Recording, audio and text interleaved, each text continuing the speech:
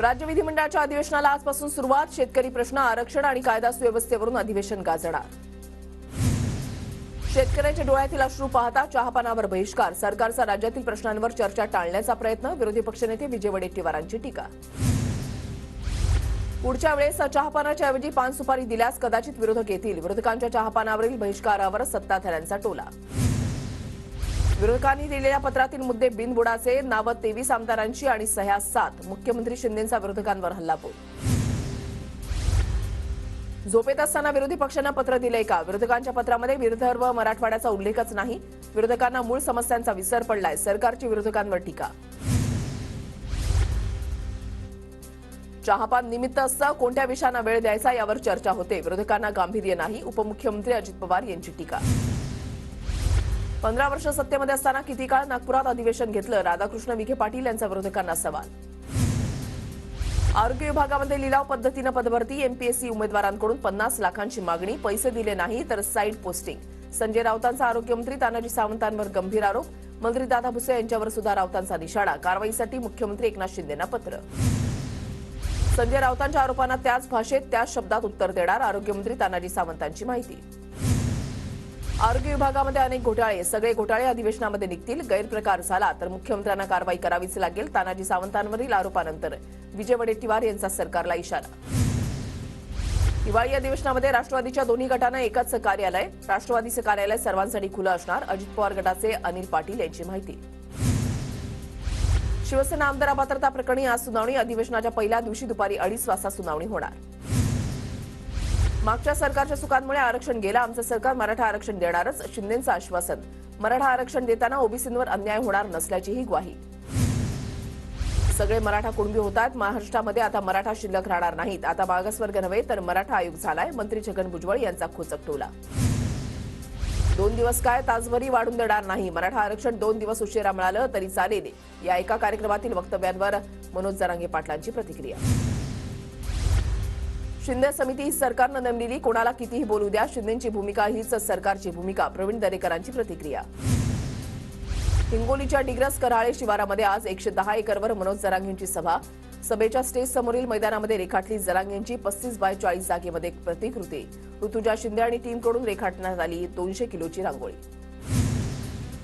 यवतमाळच्या पुसदमध्ये उभारणार मनोज जरांगेंचा मेणाचा पुतळा. लोणावळ्यामधल्या कारलाचे कलाकार साकारणार मेणाचा पुतळा. पुतळ्यासाठी मनोज जरांगेंचं मोजमाप सुरू. धनगर आरक्षणासंदर्भात 8 तारखेला हायकोर्टात सुनावणी. डिसेंबर अखेरीस निकालाची अपेक्षा. सुनावणीला गोपीचंद पडळकर हजर राहणार.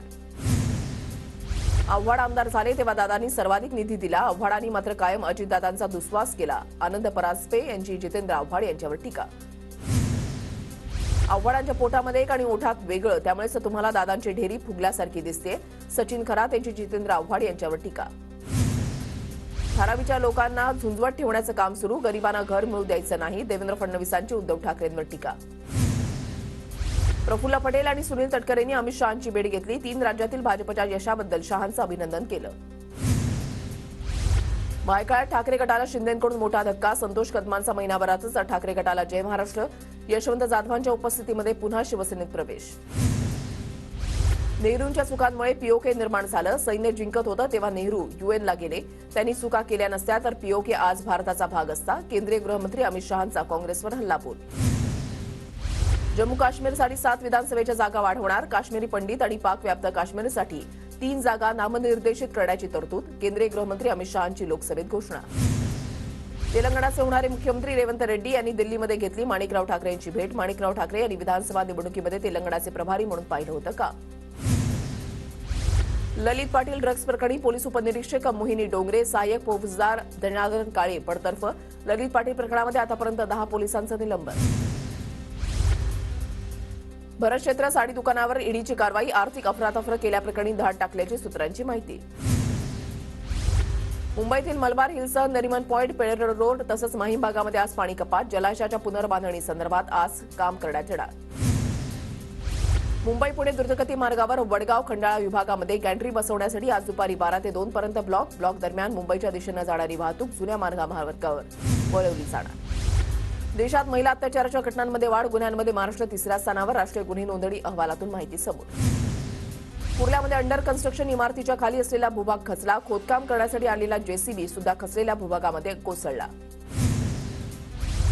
ठाण्याच्या संजय गांधी राष्ट्रीय उद्यान अंतर्गत येणाऱ्या येऊरमधील अनधिकृत बंगले पुन्हा रडारवर. 3 महिन्यामध्ये परवानगीचे निकष तपासून अहवाल सादर करण्याचे हरित लवादाचे आदेश. मुंबईत भीम आर्मीचं आंदोलन. दादर रेल्वे स्टेशनला डॉ. बाबासाहेब आंबेडकर चैत्यभूमी टर्मिनस नाव देण्याची मागणी. तुळजाभवानीच्या मंदिरातील सोन्याचा मुकुट आणि मंगळसूत्र गहाळ. नेत्रजोड, माणिक मोतीही गहाळ. 27 अलंकारांपैकी 4 अलंकार गायब. जळगावात एका दिवसात सोन्याच्या दरामध्ये 1300 रुपयांची घसरण, तर चांदीचा भाव देखील 2000 घसरला. सध्या सोनं प्रति तोळे 63,000. राज्यातील वातावरणातील बदलामुळे निमोनियाच्या रुग्णसंख्येमध्ये वाढ. निमोनियाच्या रुग्णसंख्येमध्ये 20 ते 25% वाढ झाल्याचं डॉक्टरांचं निरीक्षण. पुण्यात वातावरणातील बदलामुळे आरोग्याच्या समस्यांमध्ये वाढ. ऊन, पाऊस, थंडीमुळे सर्दी खोकल्याचे रुग्ण वाढले. शहरातील विविध खासगी आणि सरकारी रुग्णालयामध्ये रुग्णांची मोठी गर्दी. गोंदियात बदलत्या वातावरणामुळे साथीच्या आजारांमध्ये मोठी वाढ. सर्दी, खोकला आणि तापाचे रुग्ण वाढले. नंदुरबार जिल्ह्यामध्ये डेंग्यू सदृश रुग्णांच्या संख्येमध्ये वाढ. शहरी आणि ग्रामीण भागामधील खासगी रुग्णालयामध्ये रुग्णांची संख्या वाढली. आरोग्य विभागाकडून उपाययोजना करण्याची नागरिकांची मागणी. गडचिरोली जिल्ह्यामध्ये पुढील 5 दिवस पावसाच्या सरी बरसण्याची शक्यता. शेतीच्या आंतर मशागतीची कामं काही दिवस थांबवण्याचा कृषी विभागाचा सल्ला. चांदवडमध्ये अवकाळी संकटामुळे द्राक्ष उत्पादक शेतकरी हतबल. लासलगावच्या जवळीवाकीमध्ये शेतकऱ्याकडून द्राक्षबाग भुईसपाट. गारपिटीमुळे शेतकऱ्याला 8 ते 9 लाखांचा फटका. जळगावात बोंडअळीमुळे कापूस पिकांचं मोठ्या प्रमाणावर नुकसान. आधीच भाव मिळेना, त्यात अवकाळी पावसानंतर आता बोंडअळीमुळे कापूस उत्पादक शेतकरी पुन्हा संकटात. बोंडअळीवर शासनानं उपाययोजना करण्याची मागणी. धुळे जिल्ह्यामध्ये अवकाळी पावसामुळे बोर पिकाचं नुकसान. देवभाने, धमाने, नगाव परिसरात बोर पिकांचं मोठं नुकसान झाल्यानं शेतकरी आर्थिक संकटात. तातडीनं पंचनामे करून नुकसान भरपाई देण्याची मागणी. नंदुरबार जिल्ह्यामध्ये 2 मंत्र्यांच्या नुकसान पाहणी दौऱ्यानंतर सुद्धा नुकसानीचा अहवाल शासनाकडे पोहोचवण्यास विलंब.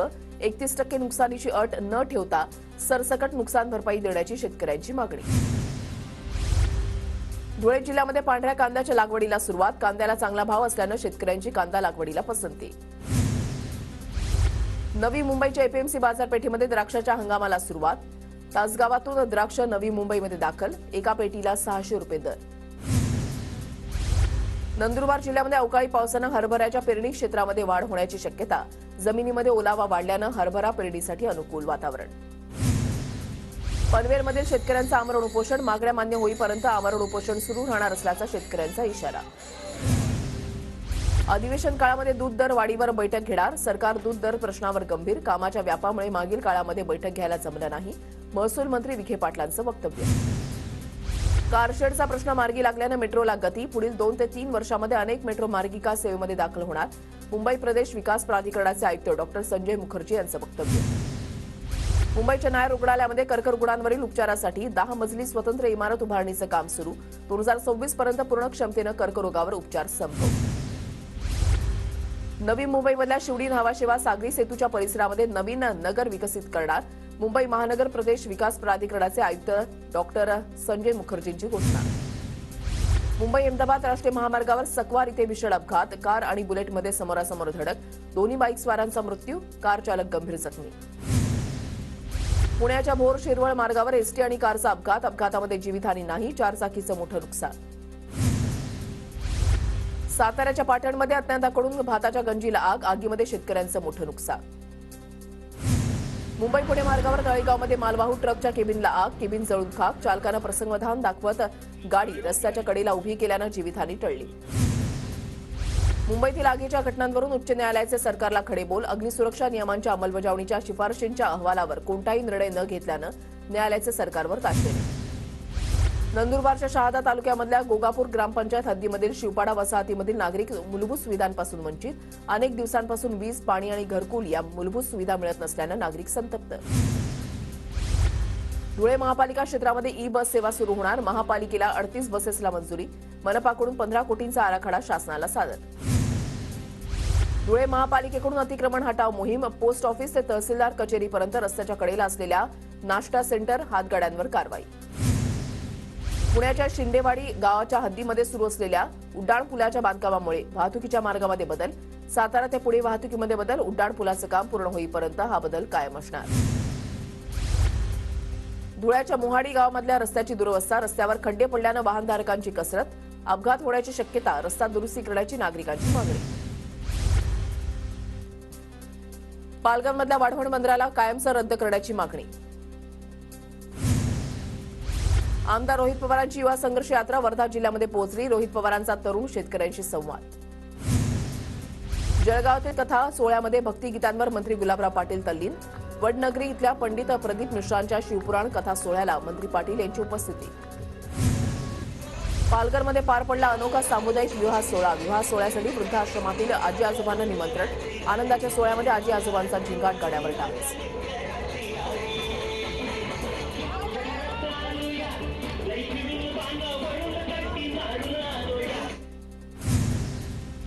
मनोज जरांगे पाटलांच्या जळगावमधल्या सभेमध्ये चोरी करणाऱ्या 5 जणांच्या टोळीला पोलिसांकडून अटक. मराठा कार्यकर्ते म्हणून सभेमध्ये आरोपी फिरत असल्याचं उघड.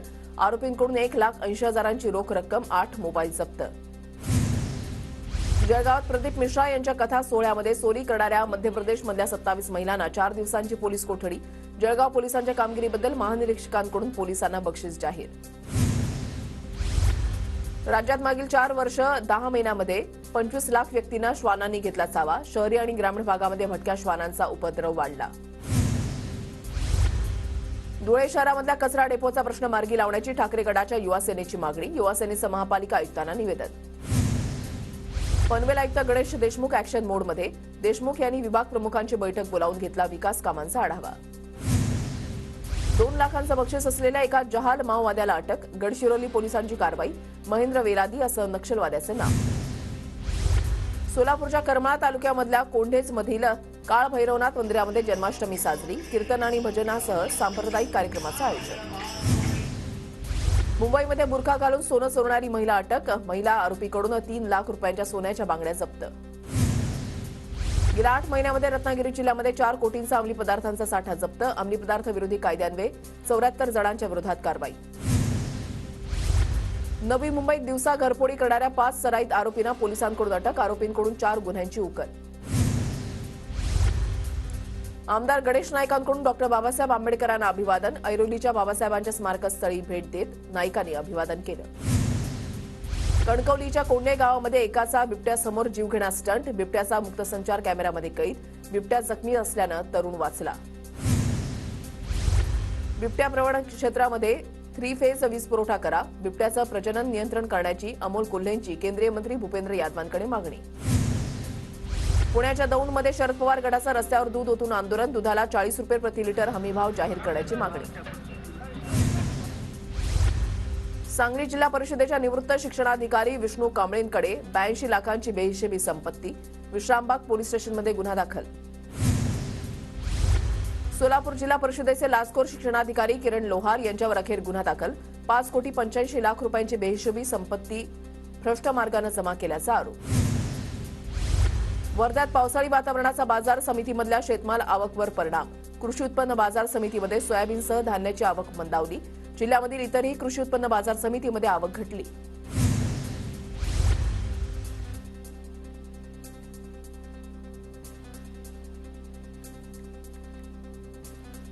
जळगाव जिल्ह्यामध्ये केळी पीक विमा भरपाईबाबत शेतकऱ्यांमध्ये संभ्रम. विमा पोर्टलवर नाव असून सुद्धा खात्यामध्ये रक्कम जमा होत नसल्यानं शेतकऱ्यांकडून नाराजी. यवतमाळमधील भोजला गावामध्ये 1 आठवड्यानंतर सुद्धा पीक नुकसानीचे पंचनामे नाहीत. भोजला गावातील निखिल ठाकरे यांचं 5 एकर केळी पिकाचं नुकसान होऊनही नुकसानीचे पंचनामे नाहीत. पंचनाम्यासाठी स्थानिकांना सरकारी कार्यालयामध्ये करावी लागते पायपीट.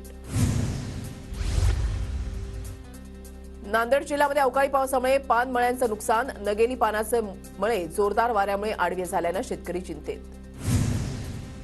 गडचिरोली जिल्ह्यामध्ये ढगाळ वातावरणामुळे पिकांच्या नुकसानीची शक्यता. कृषी विभागाकडून पुढील 2-3 दिवस पिकांवर खत फवारणी न करण्याचा सल्ला. गडचिरोली जिल्ह्यामध्ये पुढील 5 दिवस पावसाच्या सरी बरसण्याची शक्यता. शेतीच्या आंतरमशागतीची कामं काही दिवस थांबवण्याचा कृषी विभागाचा सल्ला. बुलडाणा जिल्ह्यामध्ये दुकानदारांना इंग्रजी पाट्या काढून मराठी पाट्या लावण्याची नोटीस. मराठी पाट्या न लावल्यास कायदेशीर कारवाई करण्याचे जिल्हा कामगार अधिकाऱ्यांचे आदेश. बुलडाण्यातमध्ये अमराठी फलकाला मनसेनं काळं फासलं. चिखलीमध्ये मनसेचं मराठी पाट्यांसाठी आंदोलन. लवकरात लवकर दुकानांवर मराठी पाट्या लावण्याचा इशारा.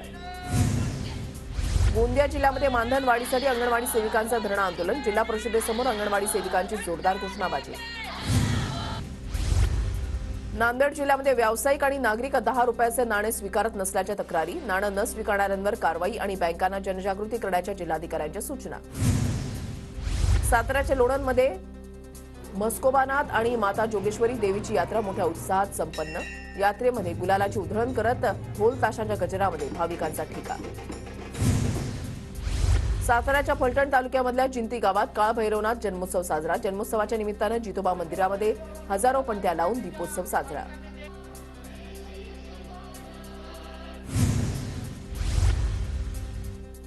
परभणीमध्ये अंगणवाडी सेविका आणि मदतनीस यांच्याकडून जिल्हा परिषद कार्यालयावर विराट मोर्चा. मानधनवाढीसह शासकीय कर्मचाऱ्यांचा दर्जा देण्यात यावा अशी मागणी.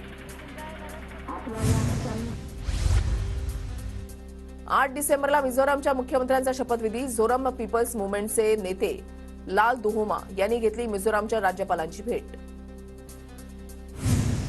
तमिळनाडूमध्ये मिचॉंगचे 12 बळी. चेन्नई आणि लगतच्या जिल्ह्यांना मुसळधार पावसाचा तडाखा.